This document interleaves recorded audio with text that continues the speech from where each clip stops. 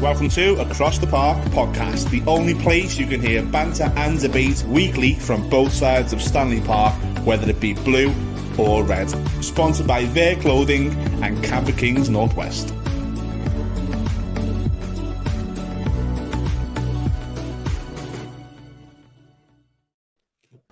Hello everyone, welcome to episode number 2 this week of Across the Park podcast. It's game on. Myself, Gary Judge, and Andrew Price representing the blue side, and that way, yeah, I've done it right, that way. We've got Phil and Terry representing the red side of the park. Quick one before we start, thanks to our clothing sponsors, Their Clothing, and as you heard at the start, thank you to Camper Kings UK, not Northwest. Millsy's got it wrong in the intro, so apologies for that, and we'll get that fixed next week. But thanks to our sponsors as always. For those who are just tuning in for the first time to Game On, slightly different format to our other podcast, a little bit more lighthearted. As the name suggests, there'll be some quiz games related to Everton and Liverpool, and we'll also do a look back in history. So this week in history. So the Reds will be looking back to 2001, 2002, which was their first ever Champions League campaign.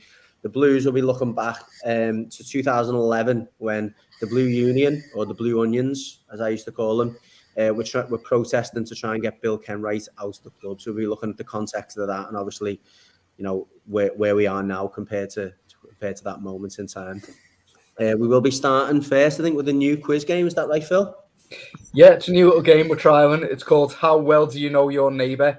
So how it's going to work, I'm going to ask the Blues 5 questions about Liverpool that probably every serious Liverpool supporter would know quite easily, and vice versa. So the Blues get the first chance, and then Terry has a chance to come in and sweep up if they don't get it right. Hopefully Terry won't get it wrong. Yeah, no pressure. No pressure. Yeah. Okay, so yeah, I'll start with the red questions for the Blues. So question number 1: how many FA Cups have Liverpool won? I'm looking for panic in Terry's face.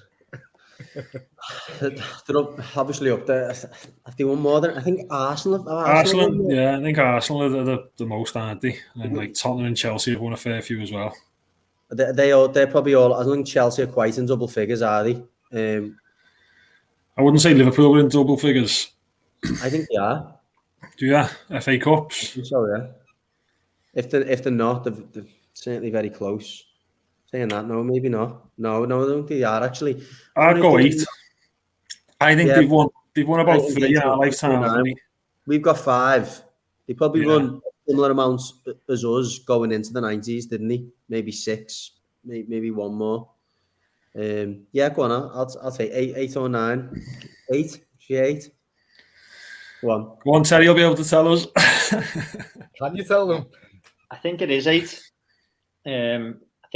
I think it is 8, and obviously League Cups where the record holder in number of League Cups, which I think is 10 or 11. You might be giving other answers away here. Oh, sorry. I think it might be 8. Phil's quizzes aren't that good, Terry. No, the answer is actually 7. So unlucky Blues, and Terry, you didn't sweep up. Okay, question number 2. The great Ian Rush is obviously Liverpool's highest ever goal scorer, but who is second in the all-time goal scoring list in all competitions for Liverpool? Is that Billy Little whose book was in? Who was in the other week? Could be, yeah. Could be. I'm sure he was top 3. Whether he was second, I don't know. Who would be the other candidates? Fowler, Owen. Did Dagley score many? I don't know.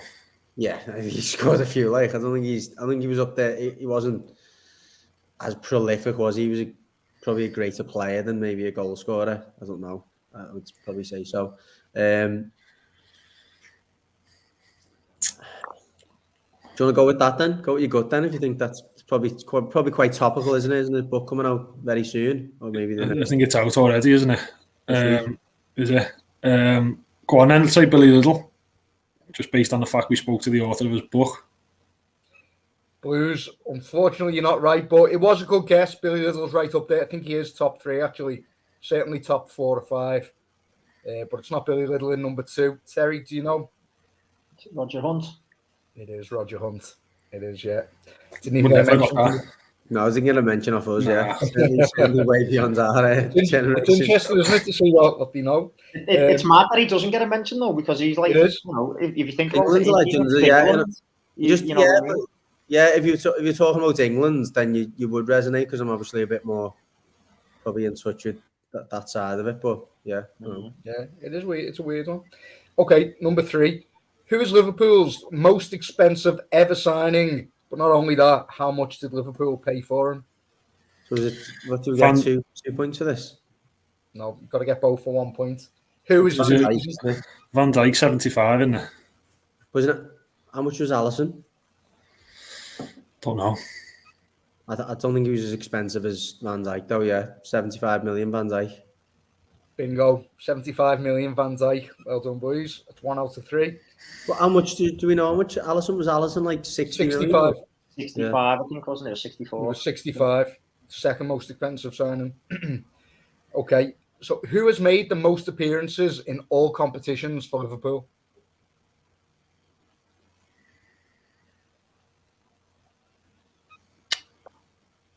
Sure, I was looking at this the other week when I was doing the Who Am I. Ray Clements. Is that your answer? I don't know. I'm just putting it out there. I feel like it's a goal. It's normally a goalie, isn't it? Did he play in Europe a lot? I wouldn't know. Yeah.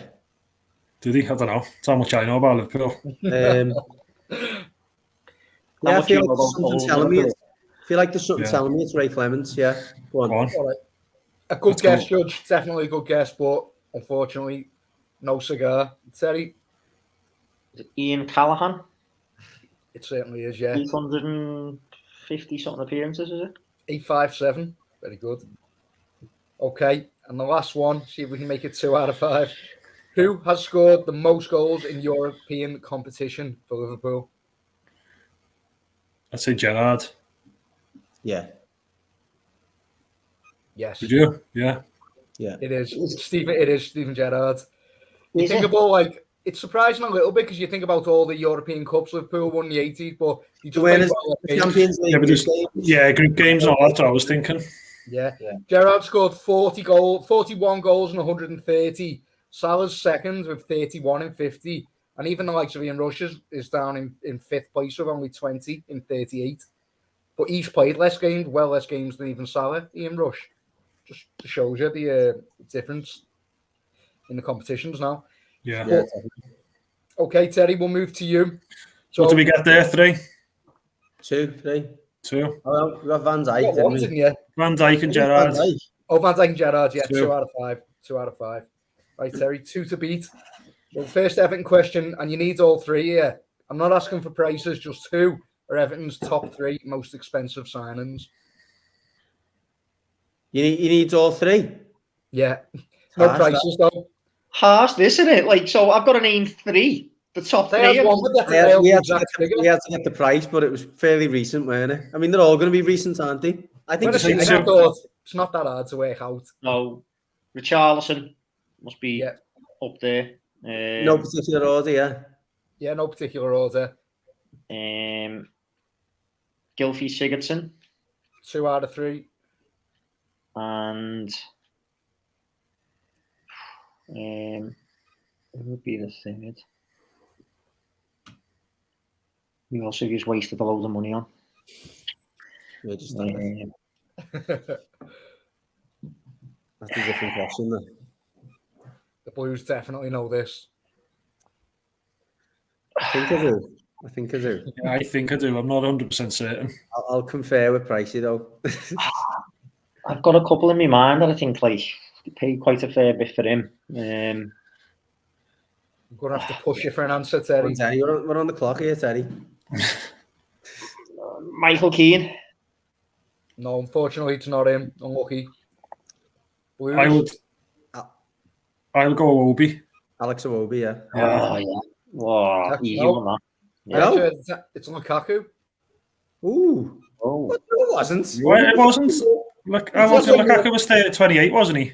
Yeah. Yeah. Paid 35. Iwobi was 35. 35. On the website I checked, it has him down as number 3. We'll have to. Yeah, I don't think that's right. That's obviously being written by some blue. Want to Pretend he never signed a Wobie.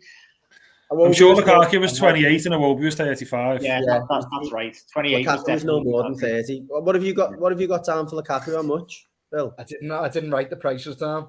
Yeah, he wasn't more than 30. I think it was something like 28.5 or something. And Iwobi was 35.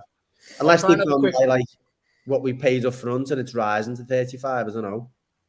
I'll try and check when you're doing this week in history. Any Blues can let us know then in the comments who's got it right. So what's that? So what am I on? 28 million. It wasn't Michael Keane, so you're on none. No so, points. Question number 2. What was the biggest transfer fee ever received for an Everton player and who was it? I know this one. The fee and the person. Mm-hmm. I think that might have been Lukaku, mightn't it? And how much did he go for? It would have been more than Rooney went for. Mind you, Rooney's had add-ons and all that, didn't it? So could it have ended up being Rooney with all the add-ons after not his initial fee? No, I'm going to say Lukaku, and I think it was about 45 million. Was Lukaku, but he's quite a way off at the price, isn't he, Blues? 70, wasn't it? 75, wasn't it? 76 million. Was it that much, yeah? Yeah. Give you half a point there. Question number 3. Why? It was quite hard. Questions. I'm having to get like multiple elements of the question right. He's already told him. Name 3 and get the player and the fee. No, he didn't have to get the player and the fee. He just had to get the player and the other one. To be fair, though, Terry, if you were paying attention, the Blues answered one of the questions in the previous round. So you've got a bit of a gimme there. So question 3. Who has made the most appearances ever in Europe for Everton? It's got to be single digits, that. Who's made the most European appearances for Everton? I was surprised. Yeah, I think it's a bit of an unusual one.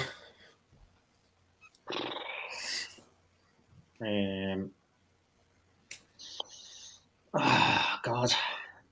I can't think whether it'd be like an older player or whether it'd be a current player with like UEFA Cup appearances and stuff, Europa League. I'm possibly going to say... Say you're on the right line, Seri, I think. This might sound mad because I don't really think of Everton like being in Europe loads during our sort of time, but for the time he was around the club and that, I think maybe possibly like Baines or something, Leighton Baines. Probably a good guess, but not quite. I'd go Osman, mate. Who would you go, Judge? I'd go Osman, but I'd probably lean towards, again, with your appearances, probably Tim Howard, because goalies, just like Osman might have dropped out the odd games, you know what I mean, towards the end of the groups, whereas Tim Howard, I can't think of any. Was he there in Europe for that? Yeah, he was when we were in Europe. Yeah. I don't know, It'd be Osman or Howard, but I'd probably lean towards Howard, or Baines would be in the mix, but I'd lean towards Howard. Go ahead if you want, Howard. The answer is Tim Howard. Yeah, that's right. With an impressive 28 European appearances. Well, in Judge. Yes. Question number 4. The great Dixie Dean is obviously Everton's highest ever goal scorer, but who is second in the all-time scoring list in all competitions? I think I know. I'm pretty certain I know this. I won't ask you how many.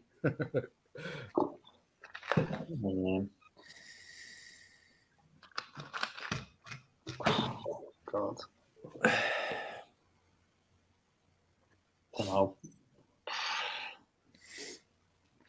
I don't know. I'm going to just sort of throw an 80s player out on the off chance. Graham Sharp or something. Well done. The answer is Graham Sharp. 159 goals. So that's 1.5 for you, Terry. Your chance to win it with the last question. How many FA Cups have Everton won? Judge gave the answer. I know. I can't remember what he said now, though. We have the dates as well, hasn't he? If we've already given him how many. Yeah. He's not having that half point though. That's snide. That. Did you say 5?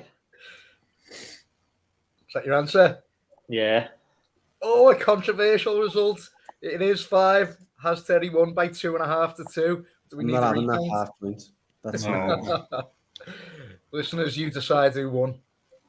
really But that's snide. it for how well do you know your neighbour? Apparently not very well.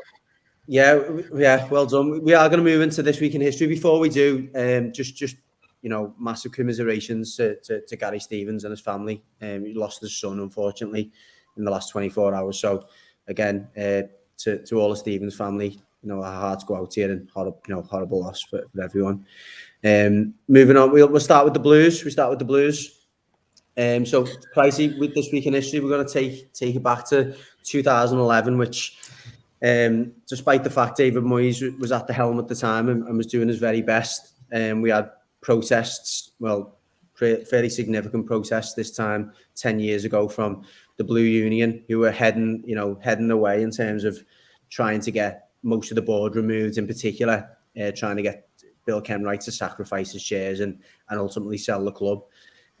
We've just gone through a summer, and I've lost my notes on this one, but I'll have to rely on my memory. We've just gone through a summer where we'd lost Mikel Arteta, Yakubu, with 2 of the names, can't remember the third, and we brought in Strachwalesi, James McFadden for a second stint at the club, and someone else as well. Drenthe.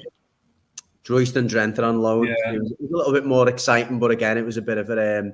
It was a loan, wasn't it? So it wasn't it was a tough time, obviously, financially for Moyes and for the club in general. What do you remember back at that time? And I know we're gonna embarrass Millsy slightly as well, but just from your perspective, what was your memory of that time? I remember we were doing well, and we wanted to push on to that next level. And as you say, it was the players we were selling didn't seem like the money was going back into the squad itself, particularly the Arteta money. So it was frustrating that it wasn't going back. It wasn't going back into the squad. So you understood why people weren't happy with it. When they were directing against Kenwright, though, I mean, the way I remember it, Everton were always trying to fight above the station. So we were always trying to pay off debts that Kenwright inherited, and he was always trying to do his best to balance the books as well. So the anger at Kenwright, I never really sort of understood why they were so desperate for him to sell. Because he made it clear he was trying to sell. It was up for sale. He couldn't get the right buyer in, and it was like that for years. And other clubs had sold to businesses and people and just gone under the pan. So I think I never really understood why people were so desperate just to sell. That was the thing. It wasn't that there was somebody there waiting to buy. It was just that they just wanted to sell, and that was it. So I never really got that. But it was frustrating. I remember it being frustrating that we were bringing in these loan players after selling players for decent money. But I was never one. I mean, I know Millsy was front and centre of that march, but I was never one. I was never one to go along with that one. I don't know about you. No, similar, to be honest. Obviously, when you're in the ground and you've kind of we've just gone through a game where we're bringing like no one off the bench, and it's like we've got no depth in the squad and we're lacking quality and all that. You'd have a little rant about it in the pub after it, wouldn't you? Be going, oh, we need money and whatever, and we need some back. And looking back at some of the interviews which I've looked at, which Kenwright was involved in, or I think there was quite a big one that the Blue Unions actually held with Kenwright, where he was talking about, listen, we haven't got, there's no broker that's got exclusivity on this deal. We're allowing everyone to look for a buyer. So it wasn't like he was closing the door and saying, I'm only dealing with my mates, or I'm only speaking to this person. It was allowing all the major banks and brokers and investors to go and look for anyone who was willing to put an offer forwards. He actually told a story about 2 people that I think Keith Harris had brought to the table. One of them was like, a hedge fund manager, and someone else was involved in this Dubai investment group. And when Kenwright, like they were about to sign heads of terms for a sale, and Kenwright smelt a rat and done some, additional extra investigations into them. And the fella who was claiming he was a hedge fund manager for ICI was actually some nomad who lived in a 1-bed flat in Liverpool. So ICI didn't even know who he was. And then this other fella who claimed he was from Dubai lived in Manchester with his mum. Would have been proper Everton if we sold it to them, no. Yeah, no. And ironically, some of the other context behind it is another club that had got sold around the same time was Blackburn to the Venkies, wasn't it? Yeah. We all know what happened there. I think Hughes, I don't know if it was the John Henry sale or whatever, but I think it was not long after that, or maybe just before it, that Hughes were either sold to the FSG or the original American owners. I say the original American owners, they were the debt kind of shifters, weren't they, as opposed to owners. Just lost Phil for a moment there. But yeah, in terms of my memory of it, yeah, similar to yours, Price, yeah, I felt a bit sorry for Ken Wright. He was the man who was always, because he had the shares and he had the majority of the shares at that time, he was the person who was shouldering all the blame. But there was loads of people involved in trying to sell the club at the time. There's Amanda Staveley was about, Keith Harris, as I've just mentioned then. Robert Earl actually took Paul Gregg's shares, and there used to be a lot of questions about him. Robert Earl was the man who bought Stallone over. Yeah, I remember that. The whole Rocky thing. Planet Hollywood or something, or yeah, he was the fella who was one of the. But that was a big argument that was a big talking point for ages. Why isn't he putting any money in? Wasn't it? Why is he on the board or whatever if he's not putting the money in? He was a marketeer, I think Bill Kenwright claimed, and then the criticism was, well, what's he actually done apart from that Rocky thing? That was it. Do you know what I mean? Which ends up being a bit of a it was funny, but it was a bit embarrassing, wasn't it? To say the least. But no, obviously the benefit of hindsight now, in the end, his patience and his perseverance and his diligence, Kenwright, of not wanting to sell to just anyone. It was the right thing, wasn't it? Yeah, it proved it, and I think he's one's the biggest example. But it proved eventually when we did get Mashiri and he'd waited and we seemingly got the right man who had a few bob behind him. So yeah, I don't think you can blame him, but fun times, horrible times then when because we weren't failing on the pitch either. It was like we weren't pushing on to the next level because we had a decent manager. I think that was the frustration. We all knew we had a good manager, and we all knew with a couple of additions we'd push on even more, and we just never. So it's one of them, weren't it? Yeah, apologies to anyone who was part of the Blue Union, by the way. I wasn't mocking you, calling you the Blue Onions. It was just I wasn't in your gang, so I had to come up with this little skit name for you. But yeah, it was... I just felt like it was just people just moaning for it because they wanted to, do you know what I mean, to moan. Yeah. I get it. And like we say, I think fair play, people having a go and trying to change stuff and trying to push it. What I didn't understand was just the Ken Wright sell it seemingly for to anyone. That's the one thing I didn't understand about it. Well, that's the thing as well. When I look back at that interview, which took place a few months before the actual march and protest they'd had with Ken Wright, they were actually saying in the interview, look at Blackburn. Blackburn's been sold. Look at them now. And it was like, obviously Ken Wright at the time couldn't say it was right or wrong. He was just saying, well, I can't comment on that. I'm not Blackburn. I don't know how they sold or who what the new owners are like. But that's obviously looking back in time is a little bit of a bit of hindsight, isn't it? Yeah, that's it. But so moving on. Phil's obviously left the studio. So yourselves, Terry, 2001, 2002, your first stint in the Champions League. I know I was saying off air that I remembered you playing the previous season, I think, against a really good Barcelona side in the UEFA Cup, and I think you met them again in the Champions League that season. Yeah, it was November the 20th, 2001-2002 season, our first season under the revamped Champions League format. Obviously, we know our European pedigree when it was the European Cup, but that was the first season that we were back in the Champions League. And as you say, we played Barcelona the year before in the UEFA Cup. It was a famous win. But then we got through the first group in the Champions League, and then it used to have a second group stage, and that group that we had, it was deemed a group of death. It was Barcelona, Roma, and Galatasaray.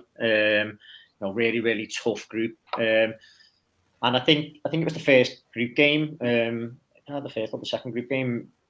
Barcelona came to Anfield, and it was one of them. I think after the season before, we'd won the treble, the trophy, like obviously cup competitions and stuff. We were riding high. We were thinking, we're back in the big league, in the Champions League, and we're welcoming Barcelona to Anfield. And funnily enough, it was a bit of a hide, and I think it was a bit of a reality check, just in terms of like where we were on in terms of like Europe at that time. Yeah, I mean, in fairness, I remember the game, and I remember us going, we went ahead. I think it was Michael Owen scored the goal, and we actually got quite a few chances. You know, Heskey had a couple of chances where if he had to put them in, we could have been two or three up, you know, before Barcelona scored. Owen had another one that went just wide, a little dink over the keeper, went just wide. But once Barcelona found their groove, it was a pretty sumptuous attacking football and display from them, to be honest. You know, I think the first goal was Rivaldo. It was like a boss little flick that he takes it over Honcho. Player And Rivaldo. then he easily falls and Claire just slots it past Dudek. And then the second goal was another one, got laid off to, I think it was Rochenbach. And he proper bends in an absolute peach. You know, when you just, it was one of them games where I think the fans were just like, you know, this is proper football. I'm watching here from Barcelona, some real sort of, you know, lovely stuff that they were putting together. And then they ended it with a goal, which, if I remember rightly, I'm sure it was something like 30 or 40 passes before it. And then Overmars gets slipped through times. It runs so well. He was so quick anyway, wasn't he? And he just runs beyond and just puts it in. And it was one of them games where, as I say, I think, you know, from a Liverpool perspective, it was boss to be back in the Champions League. And we did get out that group, you know, by the skin of our teeth, in all honesty, because we were relying on other results. But that game, it was a bit of a reality check. And you know, it was one of them games where the Liverpool fans got, you know, we see it a lot in the press, you know, that Liverpool fans are knowledgeable and, you know, give us a lot of credit for, like, the way that we treat opposition, like, sort of teams. Barcelona got clapped off the pitch. Clive got a standing ovation. I think he got took off at about 5-10 minutes to go, and he got a standing ovation because that's how good they were. They were brilliant. They were brilliant, that team, that Barca team. Yeah. Was Rijkaard the manager? Rijkaard the manager of those? Yeah, he was. Yeah. I think it was Rijkaard at the time. Yeah. Yeah. But then, you know, you look at the team and say Clive, Rivaldo, Overmars. You know, Yeah, Louis Enrique was playing for them. You know, they were just a really, really good side at the time. And obviously, they were the foundation, really, weren't they, of basically the side that Pep inherited, and obviously, you know, strengthened even more. But no, it was one of them. Have you got many memories of that now that you've joined us, Phil? I'm sure you've covered it all, but was that the game where Rivaldo hit the bar from about 40 yards? But I don't know, he come back and played against us for Olympiacos, and sometimes... Yeah, I don't remember him hitting the bar in that game against Bar. There was a couple, like, where... I don't think Barca were allowed to shoot from more than 30 yards, to be honest. Yeah. But no, he was brilliant on the night. He was one of my favourite players, Rivaldo. You know, like when we were growing up, I used to watch him and just be like, oh, he's so good. It's weird, really, that he never sort of ended up with that same sort of status as some of the players around that time. I think some of it's got to do with the fact he kind of disgraced himself in the World Cup. Yeah, in the World Cup, yeah. Yeah, there's also a broadcasting element to it, isn't it? We didn't get the luxury to watch every single, like, Spanish game at that time and stuff. You know, some of the stuff he was probably doing in the more bang average games, you know, week in, week out, was just like... So I think it's probably that element as well, isn't it? Yeah, but it was just, as I say, it was one of them games where, you know, a bit of reality check. But we got out the group, and it was a funny one. Like, you know, I was talking to Phil about it before. It was that group. There's loads of little sort of quirky stories from that campaign, you know, and the one that sort of always reminds me, as I say, we were in the group with Galatasaray, and it's the banner. You remember the banner, Phil? Welcome to hell. At their ground, they called their grounds hell, and it was always a tough place to go, weren't it, for away teams. And they had the banner, that the Liverpool fans who took the banner, said, "Welcome to hell. If you think this is hell, my arse, go to the Grafton on a Friday night." You know, and it was proper one of them banners that, like, I think now is, like, immortalised. You know, like, everyone just sort of remembers it. Yeah, but we ended up going out in that campaign. Actually, didn't we, to Bayer Leverkusen, who obviously went on to the final and got beat by Real Madrid. I remember that sort of, you know, when you're sort of younger and it's everything to you. I remember the heartbreak of that game, and one of my favourite players had scored to make it 4-1 against Leverkusen, Jari Litmanen. So that would have been the winning goal, or the goal that saw us through. It was a goal difference thing how we went out. They actually scored to make it 4-2. It was Lucio towards the right in the last minute. And the fact we only won 4-2 put us out.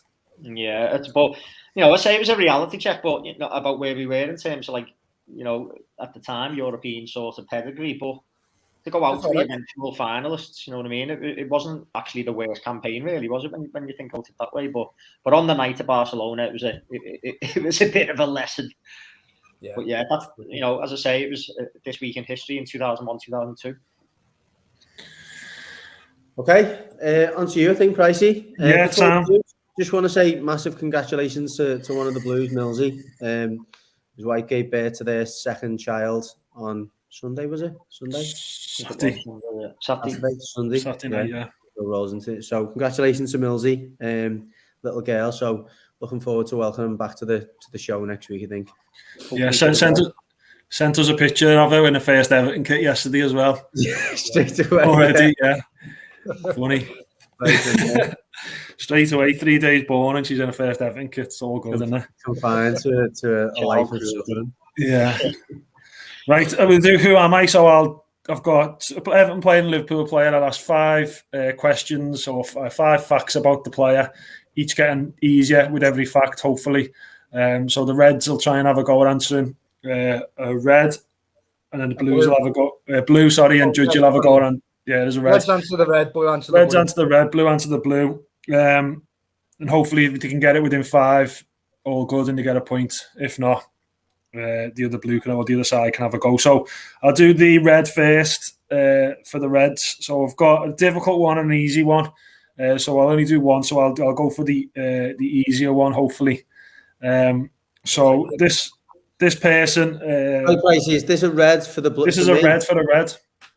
The Reds go to the red, don't they? Yeah, with the yeah. So this player was signed by Roy Evans, and he never won any silverware. Could be one of many. Yeah, so that's the first clue. 2 clues. He made 3 appearances for England. Okay, so I'm just thinking. We had Rob Jones last week, didn't we? But he's the type of player who... Yeah, but if he got signed by Evans, he either got signed and left before 95, or he got signed after 95. But Evans was only there till, what was it, 99, was it? Or 98, 99. So he's either been signed after 95, or he's been and 96. Gone before. Yeah. I've got a bit of a... I think I know who this person is. 3 England caps. Got 2 3 England caps, yeah. I think I know who this person is. Ready for the next one? Go on. Yeah. He ended his career with Real Oviedo. So when they come in, a few of them went over there to Spain. Steve Harkness is a possibility. He went to Portugal, didn't he? He went to Portugal. Before that, anyway, yeah. He was there for 96 anyway, wasn't he? Yeah. 3 England caps. Went to Spain. Okay. I mean, nothing springing to mind yet. Real Oviedo. When Liverpool signed him, it was for a British record transfer fee.